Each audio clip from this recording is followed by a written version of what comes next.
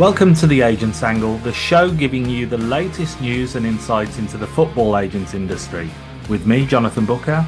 And me, Peter Paleologus.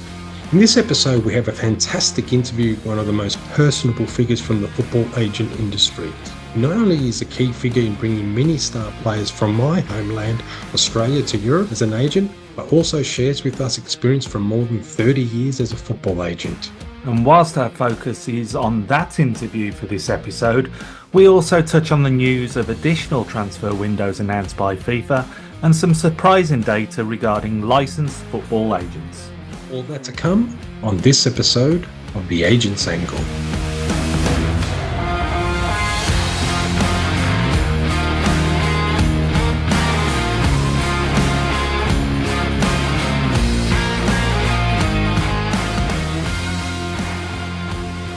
So rather like buses, none for a while and then two come along at once, this week you have two episodes of The Agent's Angle to listen to.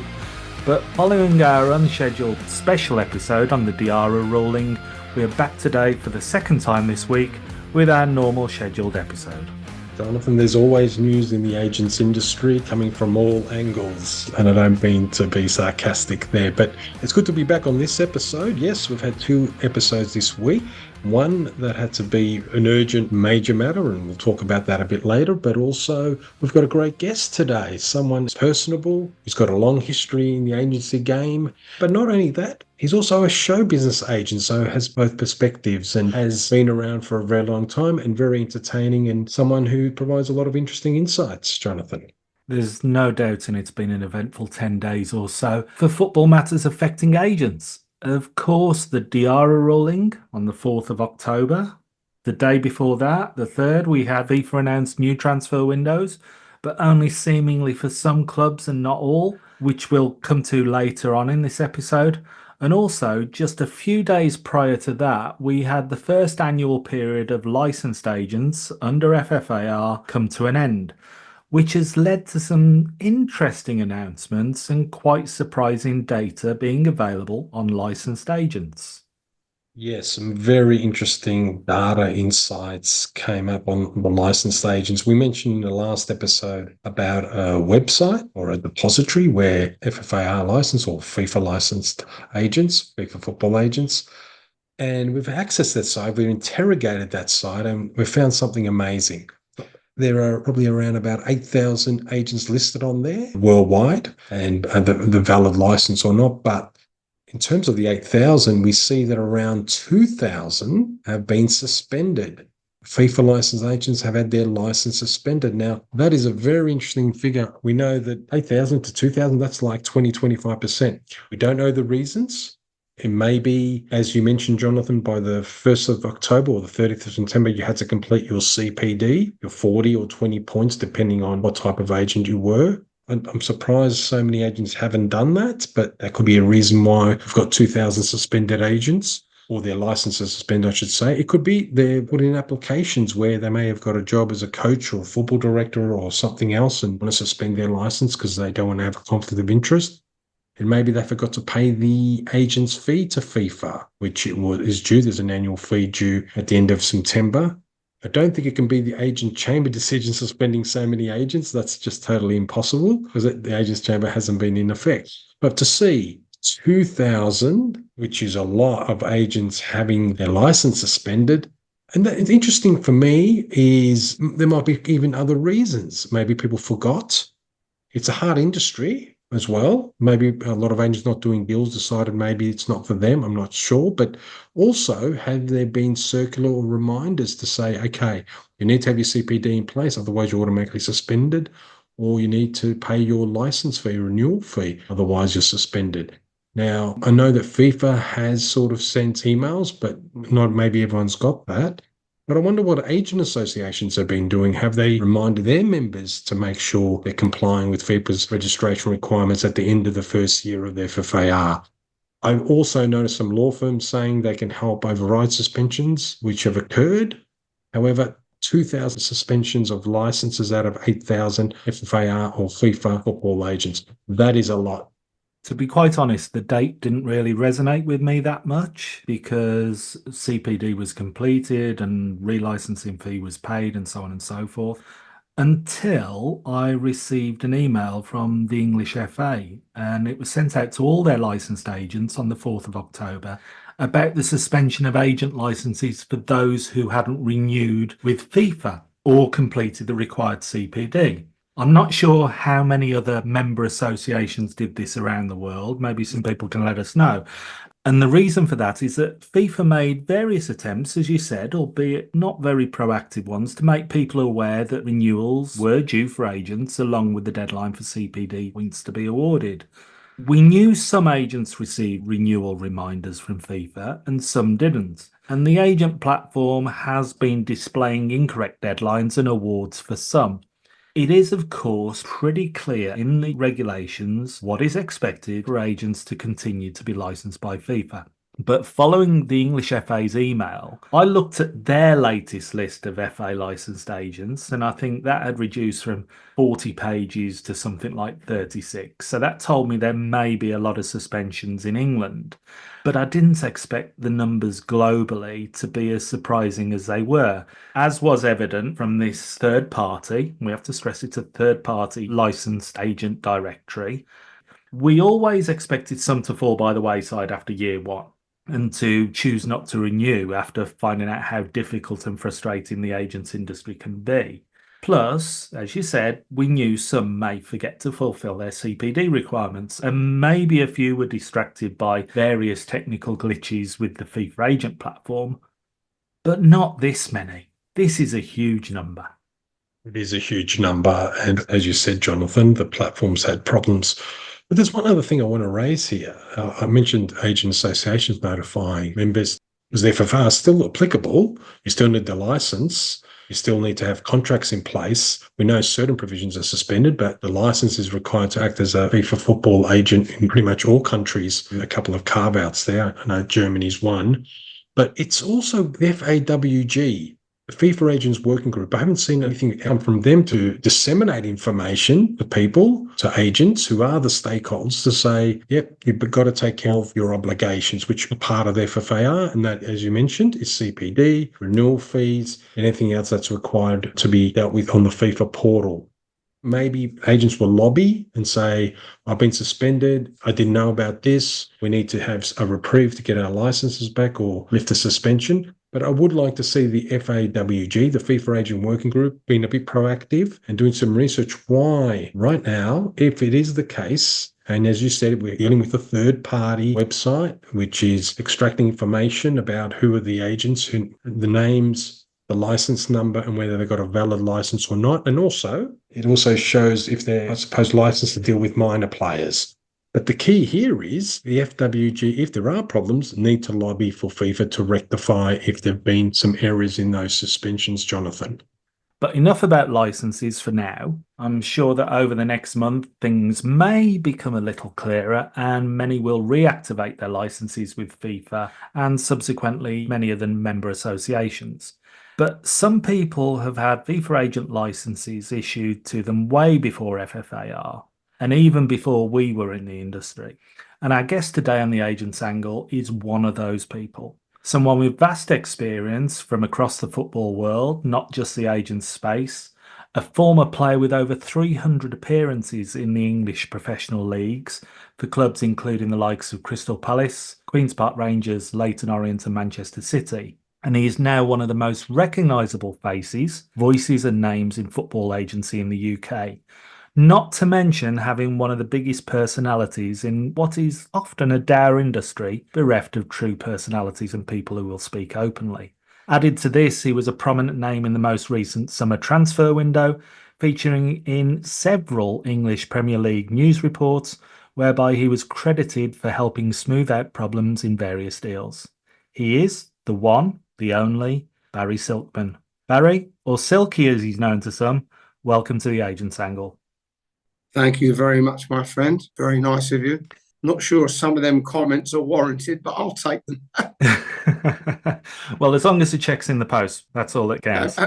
Absolutely. Yeah. Silky, I suppose we should only start in one place, really, and that is by asking how you became involved in the football agents world, as that was before the progression from player to agent was as commonplace as it seems nowadays. So, how did you find yourself treading that path and becoming an agent? You know, I can't believe you've asked me this because I met with four guys on Friday in King's Road in London. Just by coincidence, I was having a hot chocolate. I was going round to a girlfriend's house and she wasn't home from work. It was about 4:45 in the afternoon. And I met these four guys and we had so much in common. It was unbelievable, especially with one of them. And he asked me how to become a football agent. And I told him, I told the whole story. And it's the first time I've told the story for so long. And now you've asked me the same thing. Tell me how I become an agent.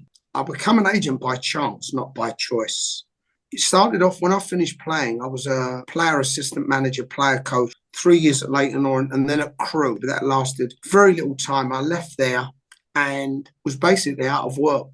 Without going into the story, which has taken hours to tell you, I ended up training greyhounds.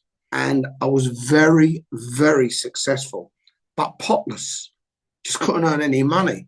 I was winning £5,000 and £10,000 competitions for owners. I couldn't even forget about getting looked after out of the prize money. I was struggling to get paid kennel bills. And one day I was at home, and at the time I was married, and my wife and I had a severely handicapped daughter. And I said to her, I don't know what we're going to do. We're living off of £62 a week, our daughter's disability money. It was like a living nightmare. I was living in a place given to me by a woman called Janet Jevons, who had a heart of gold. It was a bungalow and it had dog kennels attached to it, hence training the greyhounds from there. But it had no central heating, either gas or electric, but it was a roof over our head. And we had no money to put the electric heaters on. I really don't know how we survived. We did. And one day I said to her, I want to do something different. She said, what? I said, I want to go and see a medium. And she said, what do you mean? I said, well, I want to see a medium. I'm not a believer in these things. I'm not a believer. I'm nothing. So I said, I've got a name in my head. The name I had in my head was Elizabeth. I have no idea why.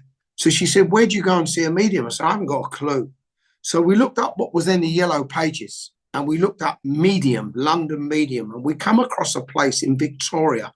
And I phoned up and the guy said to me, we have 16 mediums here, residential.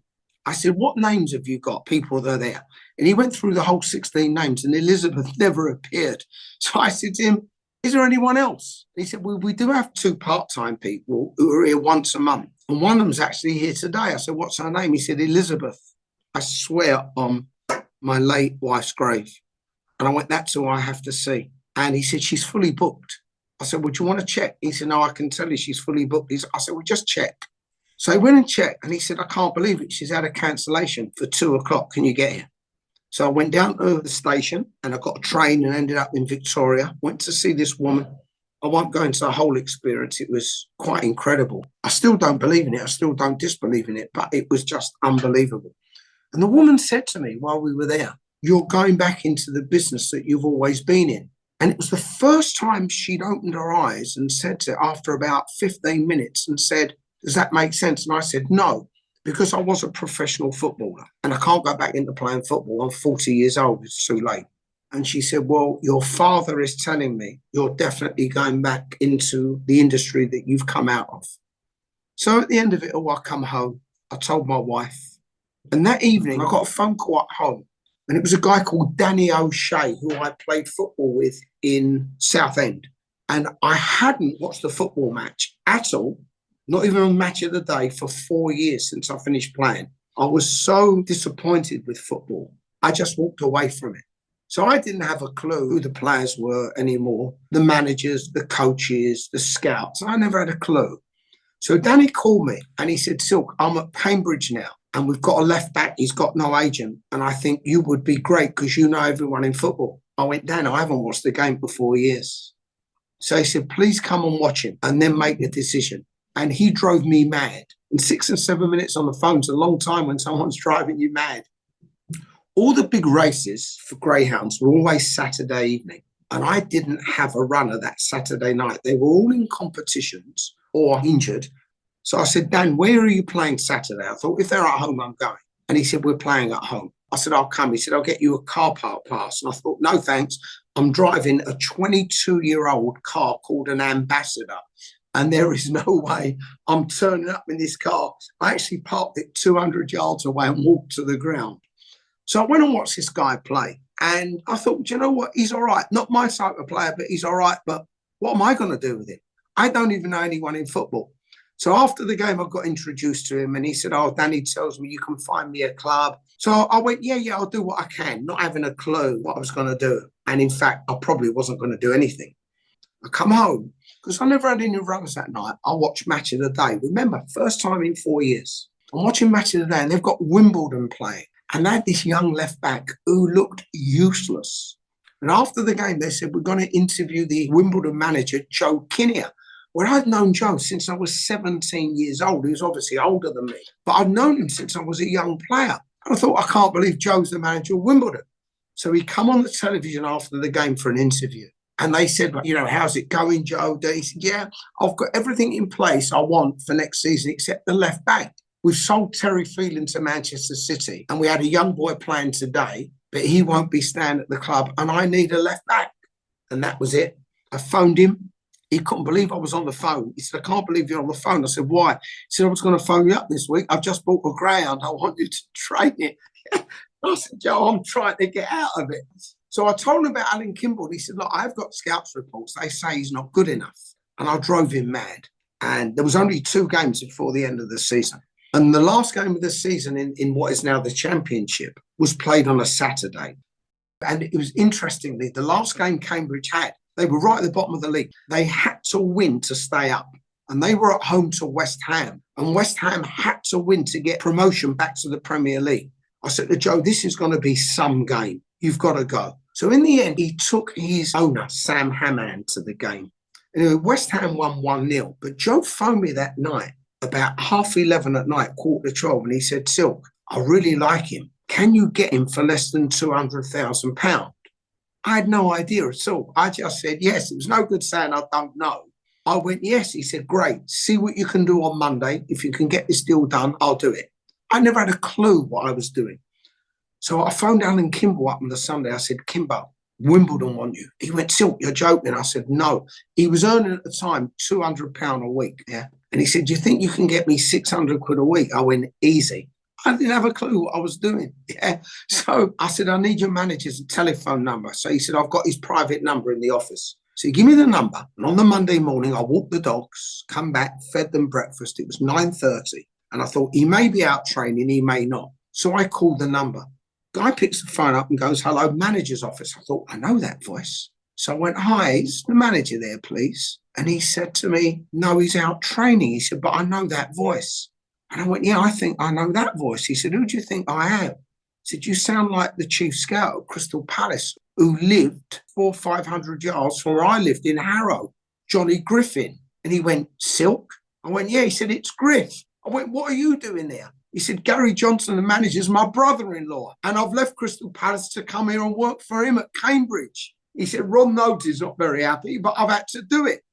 He said, what are you doing? You're training greyhounds now. I went, Griff, don't talk about it. I said, I might get back into football if you can do me a favour. So what? I said, Wimbledon want Alan Kimball. Can you sell him for less than 200,000? He went, yeah, we'll do a deal at 170 and I'll tell Gary.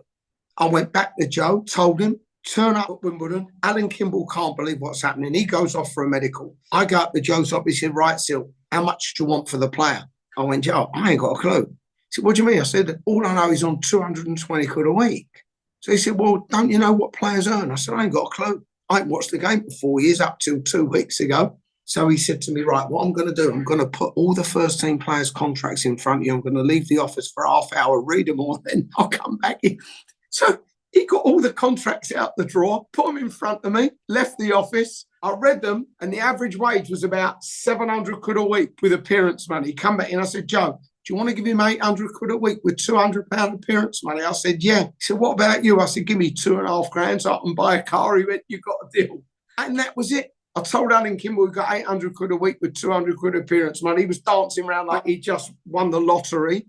And then he recommended me to other players. I started reading newspapers about football, read about a guy who used to be an ex-friend of mine. Well, he was a friend of mine, but I hadn't seen him for years and years, called Clive Berlin. And he was now been working at Queen's Park Rangers, has gone to Millwall to work with the owner, Reg Burr, as his right-hand man.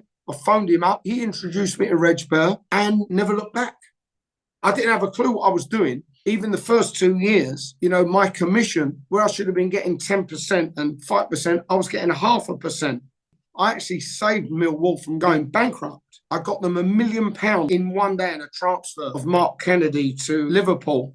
And I should have got at least £100,000 minimum. But I didn't understand it. He gave me £5,000 and I thought it was great. I was jumping up and down. I've just got him $1 million and got £5,000 out of it. I never had a clue. But that was it. That's how I become a football agent. It's one of those things, and I think a lot of agents learn actually on the job. And it's just a matter of learning as you go along and do. It took me 3-4 years before I really understood what was going on. And it's strange how the game, you can become disillusioned with not so much the game, but the industry, and then it sort of hooks you and reels you back in. I think I can empathise with that quite a lot. But when you were a player, it was probably the pioneering times of agents. They probably weren't reported or recognised as agents as such. There was no one. There was no one. I mean, all my deals I've done myself. Yeah. How has the players' perception of agents changed, if you think, from those early days to what it is now? They never relied on agents then, they do now. Very heavily reliable on agents, players are. They turn to their agent for nearly everything now. So I suppose that's about the best way to say it. We know that a lot of players are becoming managers, pundits, media.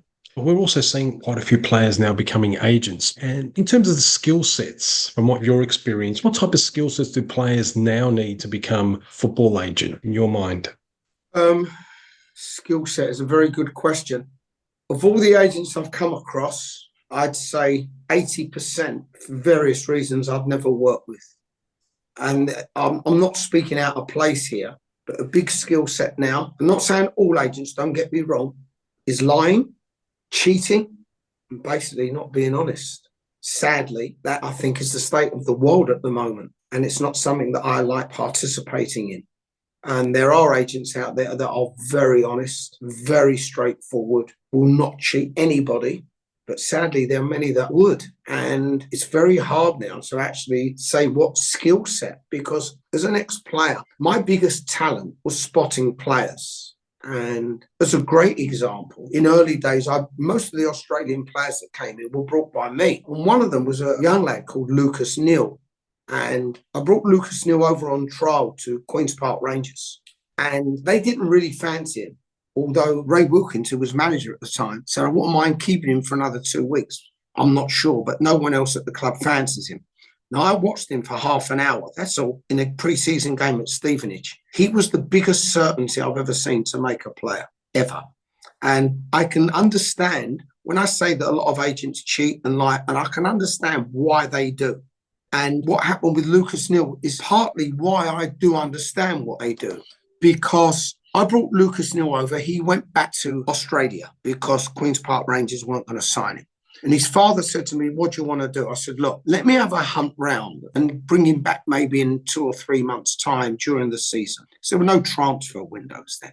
So he said, yeah, that would be great. He went back to Australia. Within a few days, called me, said, I've got a big problem. Lucas, he was in the Australian Institute of Sport. And he said, they're going to throw him out. And once they throw it out, make it public, he has no career. Is there anything you can do? I said, there is something, and I'm going to put my head on the line. Leave it with me. I'll call you tomorrow. I went to Millwall. The manager was Mick McCarthy. The owner was Reg Burr. And I said, how much do you trust me as my judgment as a player? They said, best we've ever met. I said, right, I've got an 18-year-old. He's just been turned down at Queen's Park Rangers. They've made a mistake. Sign him. I want to bring him over this week. His name's Lucas Neal. He's a midfield player. Can probably play him in other positions as well. Sign him. And they said, what's the deal? I told them the deal. They said, how much do you want? So I said, well, I've spent a lot of time and a lot of commitment. How does £10,000 sound? And they went, yeah, we'll pay you that. And I phoned his dad up, and his dad couldn't believe what I'd done. Unbelievable. He said, that is unbelievable what you've done for my son. We'll never forget this. And he came over, went to Millwall, His first game was in the youth team against Leyton Orient. He murdered them on his own, played central midfield, war number 2. The manager of Leyton Orient first team at the time was a guy called Patsy Holland. And Patsy was there, saw the first half, and he said, he's just killed us, that player, completely killed us. Within 4 weeks, he was in the first team. Now, what had happened in between that time, they'd put him in a flat, and the flat was sparsely decorated, and they got him a woman in called a house mother, who was there 6 days a week, cleaned, made his food, made the beds. She did everything. And Millwall paid for that. And he had no real furniture there. So my wife and I went out and spent, I got £10,000 as a fee. We went out and spent £12,000 on furniture for him, made it into a home for him. The deal I had with Millwall, they knew that I'd spent all this money. They thought I was mad, but it was my choice to do it. They said, when we're going to sign him on a new deal, we'll make sure that you are really well looked after when you do that deal. Yeah. They called me on the Monday, said to me, we want you here Friday. We're going to give him a new deal. He played about 6, 7, 8 games in the first team. Done fantastic. The next day, the owner phoned me. He said, what's happened with you and Lucas? Now, I'd phoned Lucas and told him. He said, Silky, that's great. He said, what's happened with you and Lucas? I said, well, nothing. I spoke to him yesterday. He said, well, he's just been in to see Mick, manager, and said he doesn't want you to do his deal. His dad's flying over from Australia to do the deal. Push me out of the deal. So, in effect, I've given him a career, and now I was out the picture. I remember saying to him, Lucas, let me tell you something in life. When you do this to someone, it will come back and bite you in your ass 10 times more. It may not happen now. It may not happen in 5 years. It may not happen in 10 years. But trust me when I tell you, it'll happen. And I never, ever saw him again. Never spoke to Lucas again. And I never wish any harm on anybody. But when somebody does something like that, you also don't wish them good luck. You just go, do you know what? One day, this will all come back and bite you, which is what it did with Lucas because he ended up going bankrupt. Now, I'm not happy he's gone bankrupt. I'm not pleased he's gone bankrupt, but maybe he's took a step back in his life and gone, do you know what? Maybe this wouldn't have happened if I hadn't turned Silky over, because what happened was he went and got an agent. The agent got him to put money into this, money into that.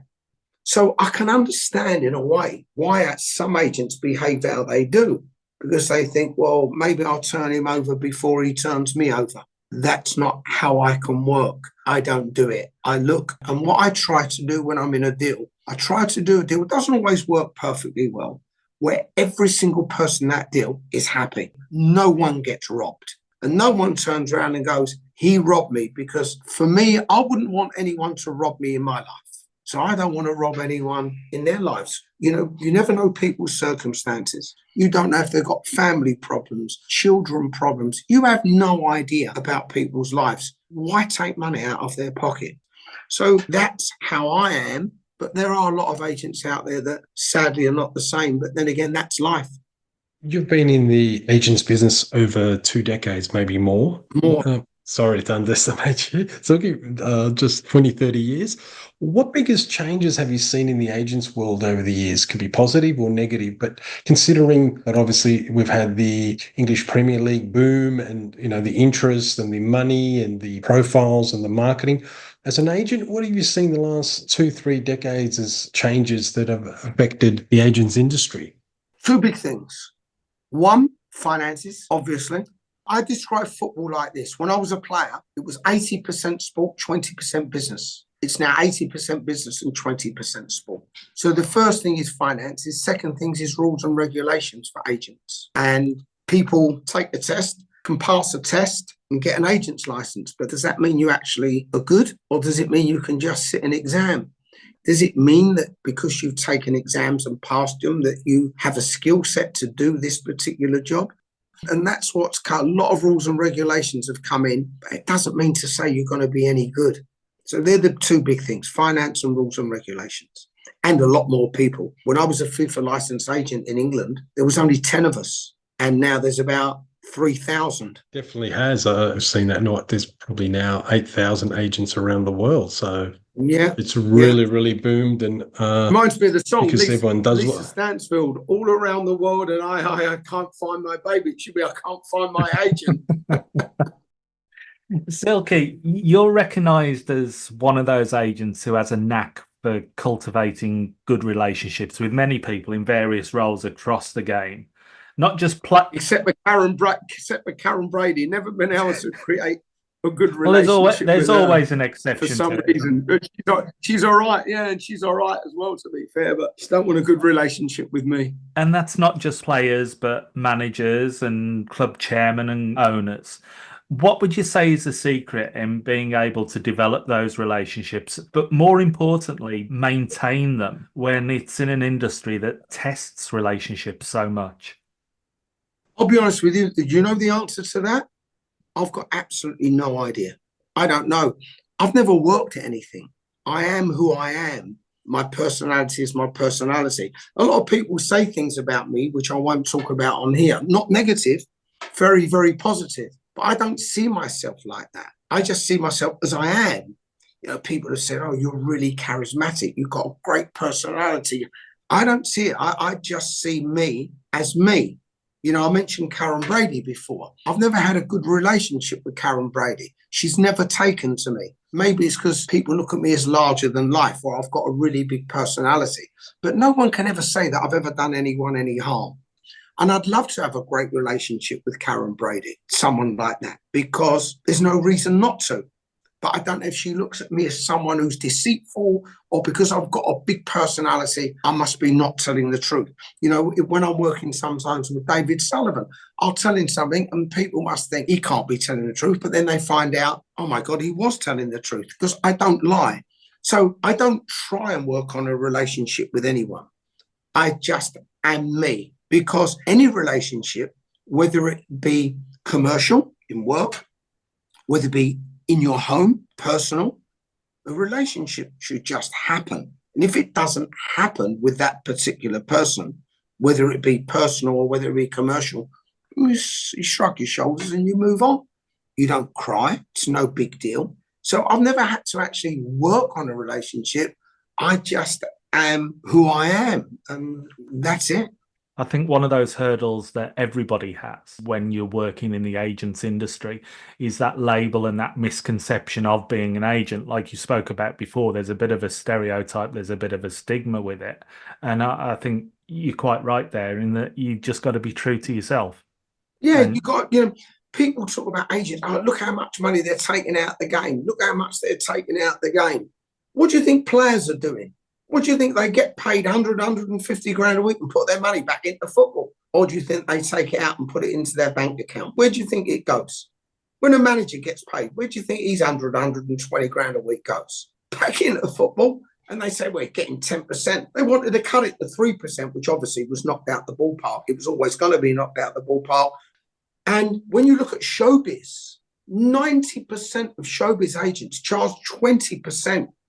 And in football, when you charge 10%, they think you're getting a lot of money. But hold on a minute, go and speak to actors, go and speak to singers, go and speak to anyone in the entertainment industry. I know I've got a music business, so I know what goes on. And I don't know an agent that doesn't charge 20% in the industry. So on my side, yes, people do think agents get more than they deserve. And in some cases, it's right, they do. But there's some people out there who are painters and decorators, come and charge you 10 grand to do a job. But when they finish, they're useless. They're also getting paid for something they're not good at. There's a lot of footballers walk on a football pitch getting terrific money. They're not such good players. People in every walk of life are getting paid who are not that good at their job, and they're getting paid maybe more than what they're worth. Agents are no different. Boxing promoters, people like Frank Warren, Barry Hearn, Eddie Hearn, his son, they've all earned a lot of money. They get paid good percentages. No one screams at them. Who screams at them? No one says, hold on a minute, you've just earned £5 million from that deal.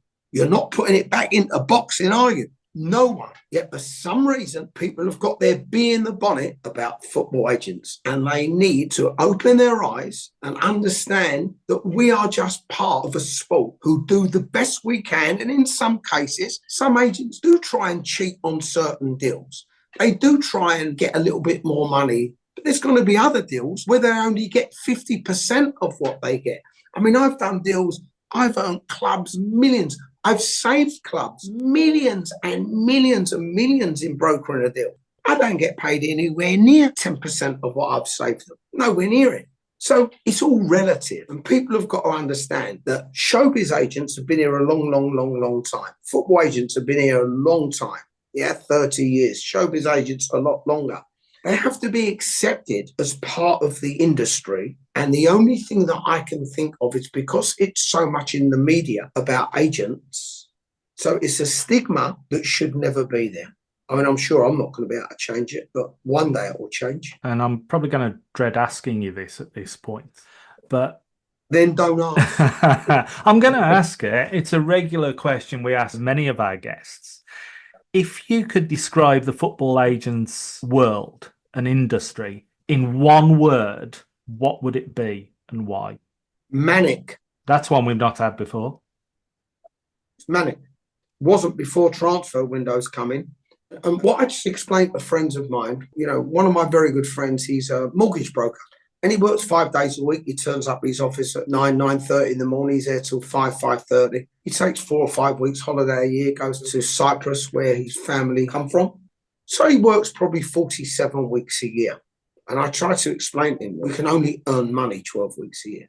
You can earn money, let's say 48 weeks a year, I said to him, you can earn money.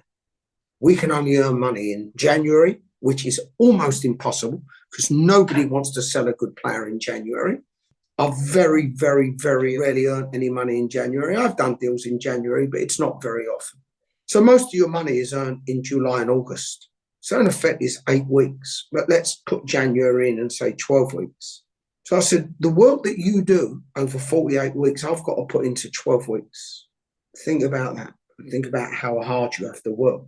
And you're on the phone sometimes 13 to 14 hours a day, not working, just on the phone. I was averaging during the last transfer window, over 70 phone calls a day and over 150 text messages and emails a day. So it is manic. And that's how I would describe an agent's job, is manic. Transfer window, the players, the business as it is now, it's always in the media.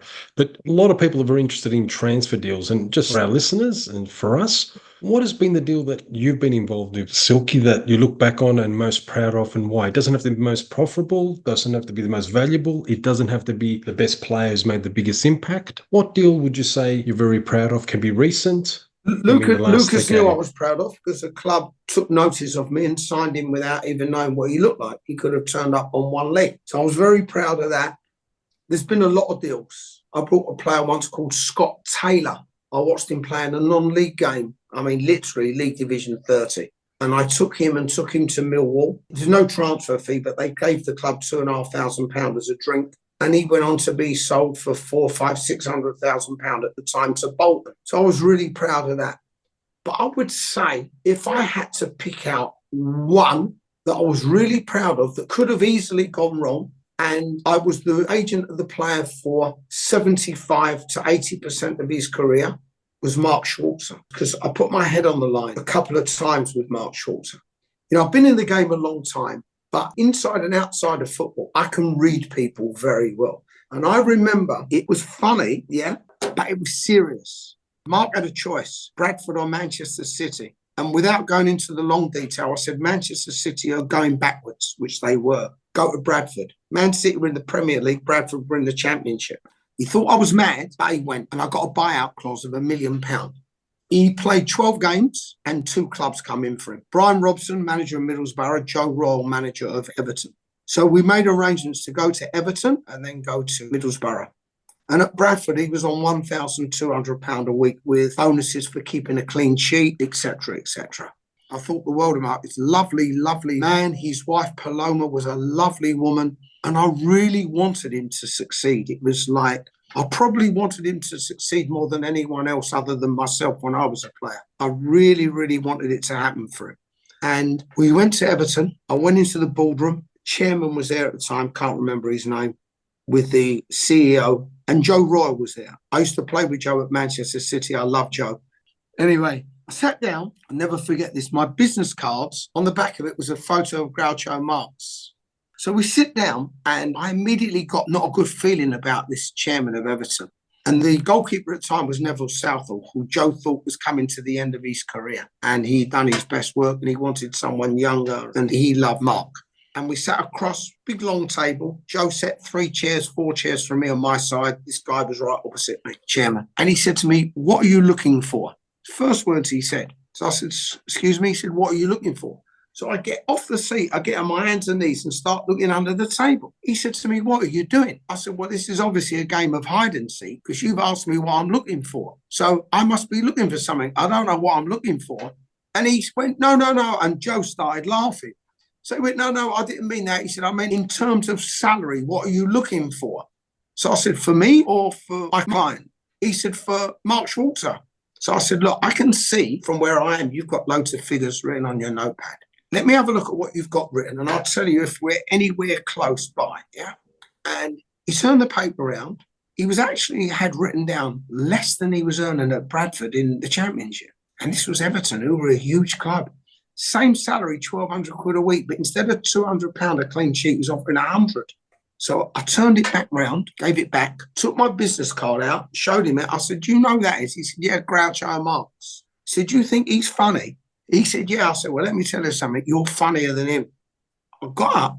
I looked at Joe. I said to Joe, "You will get the sack within 2 weeks. This guy doesn't want Mark Schwarzer. He wants to sign Neville Southall on another contract, and you won't be here as manager when it happens." And Joe's looked at me, and he's looked at the chairman. He said, "You think so, Silky?" I went, "JR, I know so." I looked at the chairman and said, "We're off." Turned round. I said to Mark, "We're off to Middlesbrough." He said, "What's happened?" I said, "I'm too embarrassed to tell you." We go to Middlesbrough, meet up with Brian Robson, great guy. Viv Anderson, great guy, was his assistant. They shake Mark's hand, like we send him off to do a medical just in case we agree a deal. I said, "Right, what contract?" So we'll give him a 3-year contract still. 6 grand a week, 7 grand a week, 8 grand a week. We'll give him big money for a clean sheet. If he does well in his first year, the chairman, Steve Gibson, he's a great guy, and he is, to be fair, he's a terrific person. He will rip that contract up and we'll give him another deal. That was it. And a medical, signed that night, never looked back. And the only thing that disappointed me with Mark, his last contract I got him, he was the biggest contract ever given to a Middlesbrough player. And then when that contract ran out, I was negotiating a new one, plus speaking to other clubs. And he came to me and he said to me, "I want to get a new agent." And it really disappointed me. But he's his own person. I don't own Mark Schwarzer. I don't own any player that is with me. As long as they say, "Do you know what? You've done a great job for me," I'm happy. And I went, "Schwartzy, no problem." He went, "Really?" I went, "No." I said, "I thought you were going to go mad and have a go at me." I said, "Schwartzy, are you mad? You've known me for like 9, 10 years. Why would I have a go at you?" I said to him, "You've done brilliant for me. I've done brilliant for you. Wherever you go next, all I can do is wish you the best of luck." And he signed for Fulham. And we're still in contact now. And funny enough, about 4 or 5 days ago, I sent him a text message and he answered me back straight away. I think the world of him and his family. So although that was disappointing, so what? He's got a right to do what he wants to do. You know, so Mark Schwarzer, I would say I'm more proud of, because I turned down Man City, turned down Everton, and yeah, so I would say that Schwartzy was the one I'm proud of, although there's a lot of them. David Seal, another Australian, very proud of. Jason Bamber. So many Australians that really set them off on their career. Robbie Slater, I love Slates. I love him to pieces. Stan Lazaridis, oh my God. Andrew Burnell, every Australian. So many that I used to represent and were great friends as well.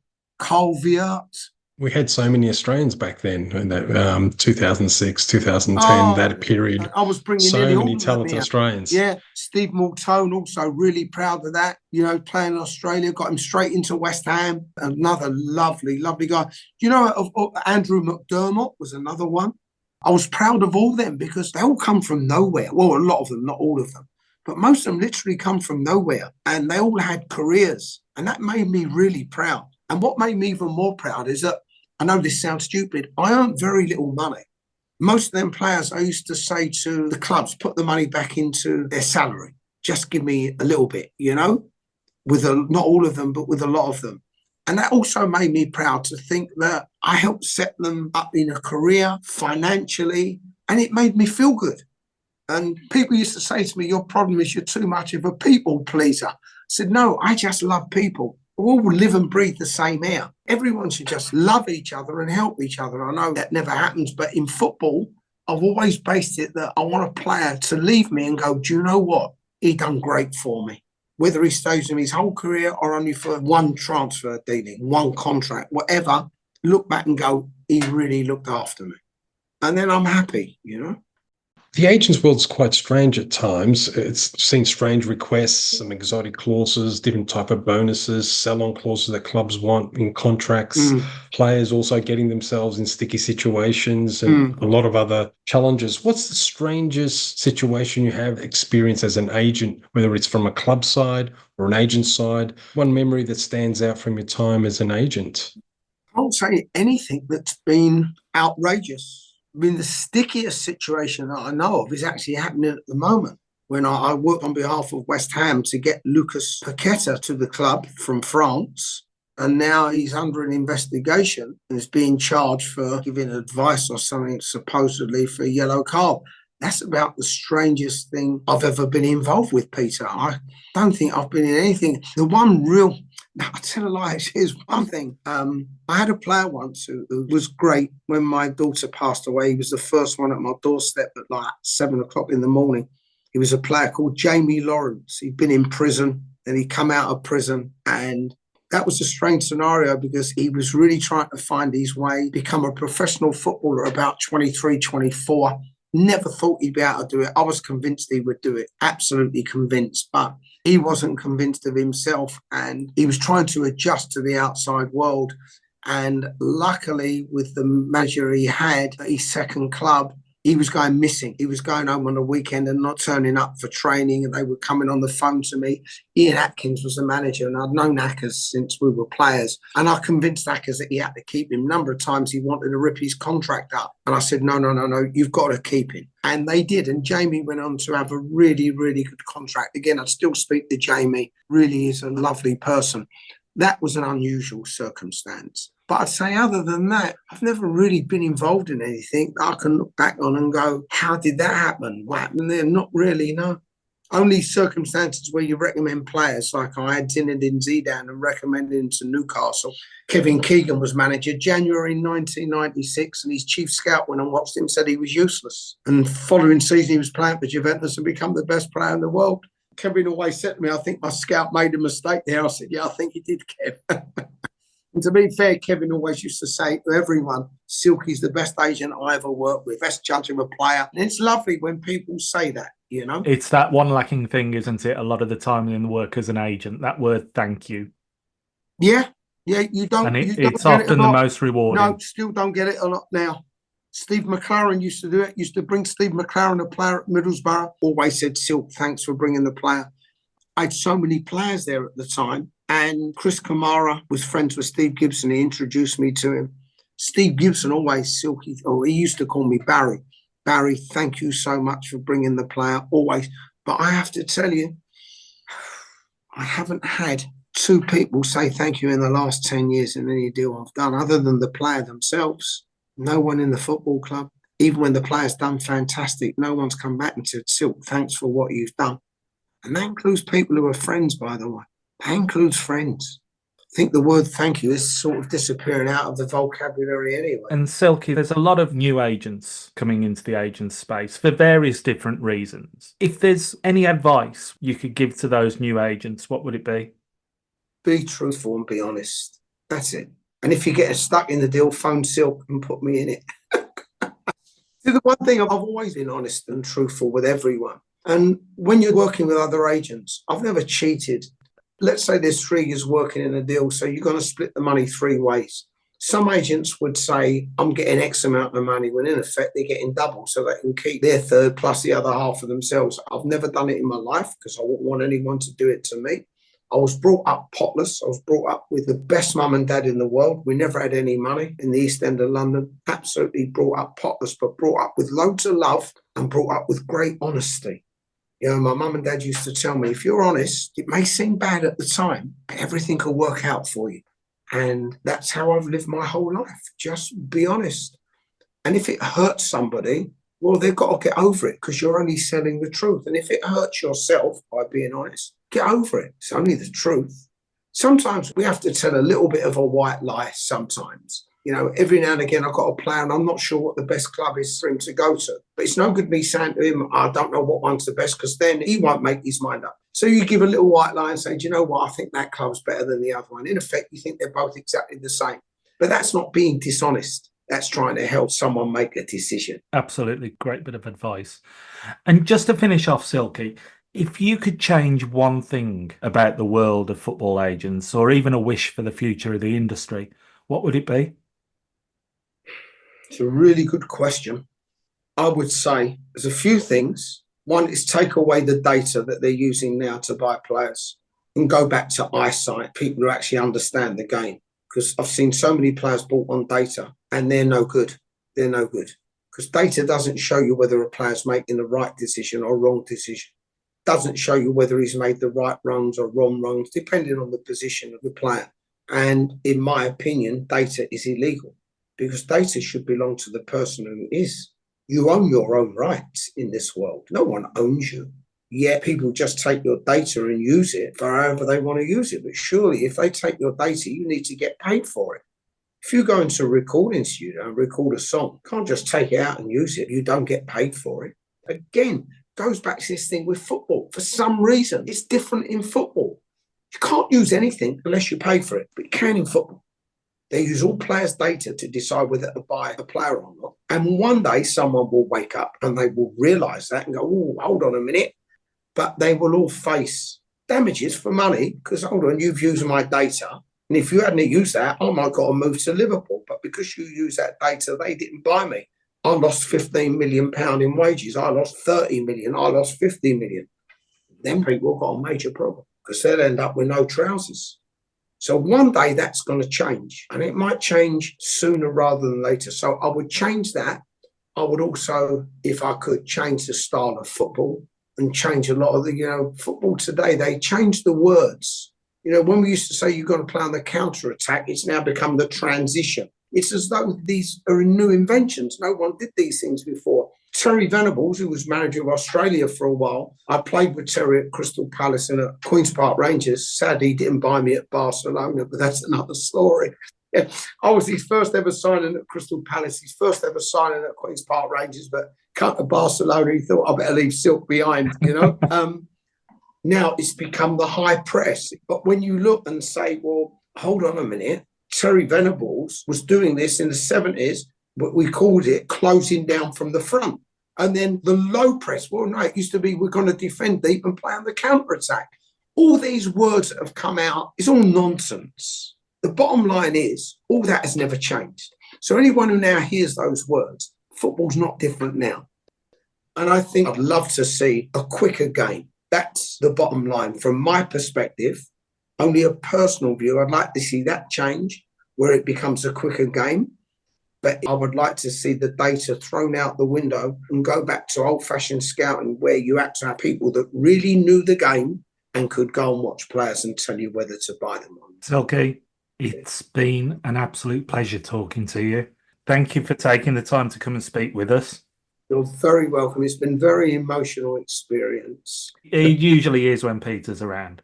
And also, don't be a stranger to the show, as we'd love to hear from you again in the future, as I'm sure the listeners would too. Whenever. All you got to do is contact me. I'm here, and I'll send my invoice out later.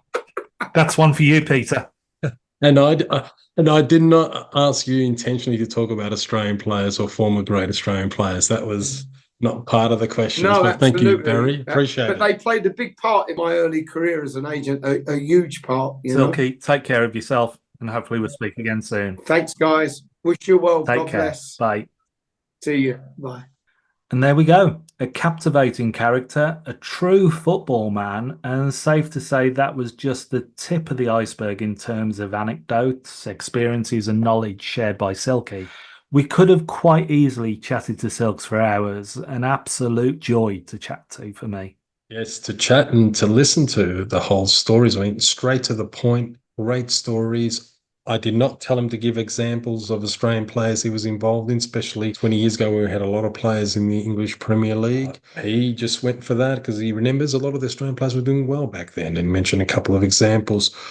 And also, I would have actually liked to ask him what changes he would have seen in the type of players coming into the EPL over the last 20, 30 years of his career. Can't ask all the questions, but that would have been a very interesting insight. And as you say, Jonathan, we could have gone on for hours. For me, Barry, I like to be a bit more formal. You call him Silky as well.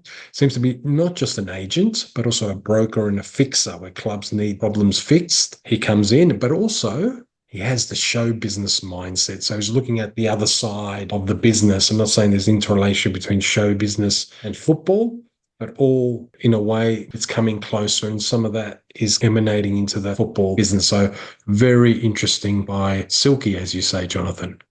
It's all entertainment at the end of the day. Football, entertainment, all falls into the same category to an extent. And one thing Silky mentioned was transfer windows and the effect they have had on the agents' world. If not the prompt for the word manic he used to describe the football agents industry. So with that, the other announcement we mentioned earlier was from FIFA Congress on the 3rd of October. And that was, strangely enough, the announcement of another transfer window or windows for everyone to get their heads round. Yes, there was a new announcement where FIFA announced a new 10-day transfer window to avoid what we may call self-inflicted problems from the Club World Cup, which is a tournament that will be held in the US later on. The Mirror in the UK, one of the papers, and the New York Times picked up on this story about an early transfer window for Club World Cup teams, which in terms of England at least, Manchester City and Chelsea will be affected. I know Real Madrid and I think Barcelona may be affected as well. So it's a transfer window change. We'll put some of the articles that we mentioned in our show notes. But really, this is quite unique that FIFA have announced a 10-day transfer window. The Club World Cup, which is going to be between, I think, June 15 to July 13, creates a problem. In FIFA's mind, it sees players, most contracts finish in June 30th, end of the season. And for those players to play in this Club World Cup, especially from some of the teams I mentioned, but all 32 teams, if they're a free agent, they can't play. So it seems like FIFA needs to put a separate transfer window in place, which they call an exceptional registration window, to allow those players to join in the Club World Cup and not leave by the 30th of June, where some of them will be free agents. You mentioned, Jonathan, that it went to the FIFA Council. Yes, it was unanimously agreed, and it has to go now to national associations. It's an interesting creation, this. It's a big shake-up of the transfer business because this also affects agents, because agents are ready, especially with free players, to move them on and look for the next deal. And when they've got another 10 days of registration, that could affect any moves. Now, I know that the clubs will also be permitted to replace players in the tournament who do leave during that window and don't want to renew after the 30th of June. However, it's I would say, a little bit of a manipulation of the current transfer windows. And interestingly, there was a second initiative that FIFA have undertaken, which feeds into this new transfer window, which we call the third transfer window or the exceptional transfer window, is an interactive tool which would allow not just clubs to have a look at global transfer window periods across real time. All men's, women's and amateur football, the transfer windows that apply, the registration periods will appear in a new interactive tool set up by FIFA. A pretty good initiative because this will cover not just the big leagues, but all 211 member associations once they confirm their transfer windows. We've seen there are reports which show transfer windows for different leagues, but this is more interactive. So it's fascinating to see how it all sort of works. It's more accurate and comprehensive in FIFA's terms. So it'll be always updated and you can check every country individually, or you can even put 5 countries' windows together. You can synergize those 5 windows and have a look and when they open and close. I do like this tool, Jonathan. It's good for agents as well, because they'll be able to plan across using this tool because it will be a definitive tool. And yeah, looking forward to see its application, Jonathan. It's an absolutely fantastic tool for agents, especially when you're coming towards the closing days of the transfer window. I just hope there's no bugs in this system. That's all I've got to pray for. But on this announcement of new transfer windows, I don't think I've heard anyone yet openly welcome this announcement by FIFA. I can understand why FIFA have done it, although those reasons are not immediately obvious to everyone. But it is a very strange decision. But we know both FIFA, old and new, are well trained in making some strange decisions. And correct me if I'm wrong, Peter, but I think the last time we saw anything like this from FIFA was when they allowed transfer windows to open before a season ends several years ago. Yet that was in exceptional circumstances and a situation beyond their control with the pandemic, and not one of their own making, as is the case here. And while some people think this is a matter limited to big agents and agencies with some of the biggest playing talent featuring in this competition, the Club World Cup, the Club World Cup will have players who aren't as prominent as others, and with those so-called smaller agents may well be representing them. But this development for me generates so many potential questions and complications from an agent's perspective that as of yet are unanswered. There is, of course, the well-publicised unfairness aspect of this with regard to other clubs, and they don't get this extra transfer period. And that will have a knock-on effect and similar impact for many agents and players, albeit in a slightly different way. Then you've got the 3 and 2 rule in terms of clubs a player is allowed to be registered with and can play for in a specified period. Then pre-contract agreements, which may be signed and agreed before the contract expires, and thus this competition. Bonus clauses based on a season end date. Team bonuses based on a collective schedule. Release clauses that could be activated in the meantime. Agent rep agreements that may end before that new transfer window and the effects it has there. There's so many ways this player contract and World Club Cup situation could be addressed, not least a club's recruitment strategy to accommodate this competition. And I'm not a big fan of the Club World Cup anyway, primarily in terms of player welfare. But another thing I'm not a fan of, it seems much the same as Silky, is transfer windows. And I'm a bit old school in that sense because I think players should be allowed to move throughout the year, but not to register to play in a competition for a new club if that competition is in, say, the last quarter of its schedule to protect the integrity of the competition and players switching clubs. But I think for this specific conundrum, FIFA may be best served to backpedal a bit and just allow for a slightly longer transfer window, not just for those clubs involved in the competition, but all clubs, and make allowances for players in this competition when it comes to the likes of the 3 and 2 rule. I can see some of the problems, as you mentioned, pre-contracts. What if you sign a pre-contract? The 3 and 2 rule is important because, as you said, you can register for 3 clubs, but you can only play for 2. Loans, how does that work? Loan players, they play in this comp or go back? Because you've got ultimately, what if there's injuries? I do think this exceptional transfer window aims to cover current players mainly. However, I do see several of the problems that you mentioned arising, and I think there needs to be more clarity. In terms of being a FIFA decision, it's also a national association decision. All the clubs that are partaking in this tournament have to also get permission from the national federation about the transfer windows, because it's the national federation who sets up the transfer window for that league. So they have an impact as well, and it'll be interesting how that works. So I would say very interesting times ahead. I know you're not a big fan of the Club World Cup. I am in a way. I mean, I take the welfare of players very seriously, but I am in seeing, I would like to see a J-League club, how that competes against a Mexican League club and vice versa. I really like those sort of benchmark tournaments and for something competitive like this. But the problems you raise have to be thought out because they're very, very important. As you mentioned, also bonuses and release clauses because they could be triggered during that exceptional transfer window. So very, very interesting.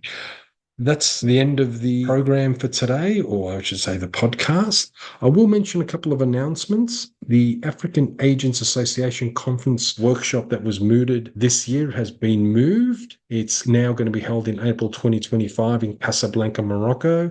And then there's another conference in Africa. It's the Business of Football Conference in South Africa on the 8th and 9th of November 2024 in Johannesburg at the FNB Stadium. Some of the leading South African football lawyers, agents, club directors will be at that conference, the first conference on the business of football in South Africa, and interested to see what kind of delegates go there. But I would say that it'll be quite interesting because it is one of the bigger leagues in Africa and one that's growing, and good to see more business conferences in the African continent. A lot more of these are happening.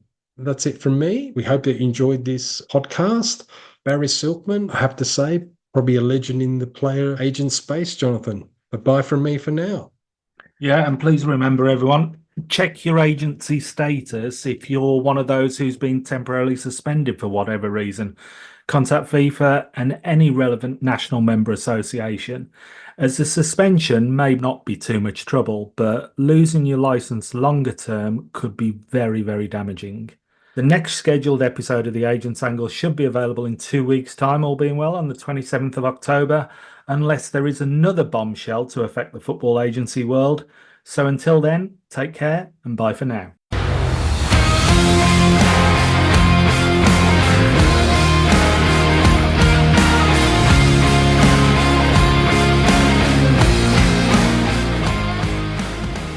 The purpose of the Agent's Angle podcast is to provide news, information and facilitate discussion on regulatory matters, policies, business trends and issues affecting football agents worldwide.